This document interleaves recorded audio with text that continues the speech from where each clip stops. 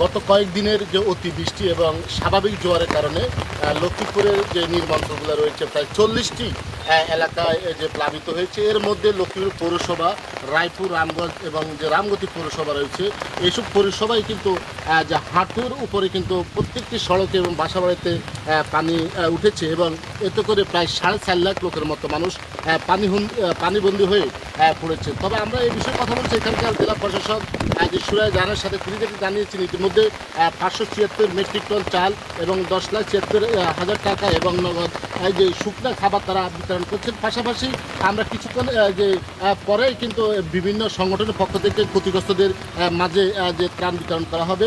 শফিকুল ইসলাম তিনিও যে রামগতির বিভিন্ন দুর্গতদের মানুষের মাঝে যে বিভিন্ন ধরনের ত্রাণ বিতরণ করেছেন।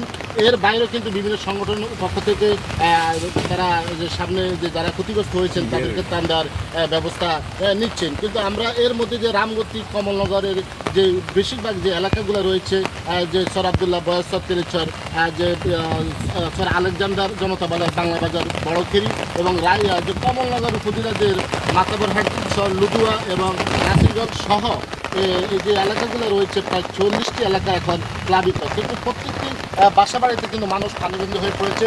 এই পানিবন্দী হয়ে থাকার কারণে মানুষের রান্না বান্না থেকে শুরু করে সব দিকে মানুষের যে দুর্ভোগ সেটি কিন্তু দিন দিনে বাড়ছে।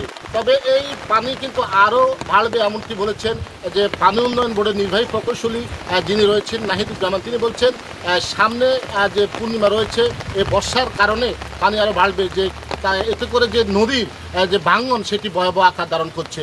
তবে এই পানি বাড়ার কারণে মানুষের যে দুর্ভোগ সেটি কিন্তু দিন দিনে বাড়ছে এবং ত্রাণ বিতরণের যে কার্যক্রম সেটি বিভিন্ন সংগঠনের পক্ষ থেকে উদ্যোগ নেওয়ার কথা বলেছেন। এই ছিল আমার কাছে বন্যা দুর্গত সর্বশেষ তথ্য।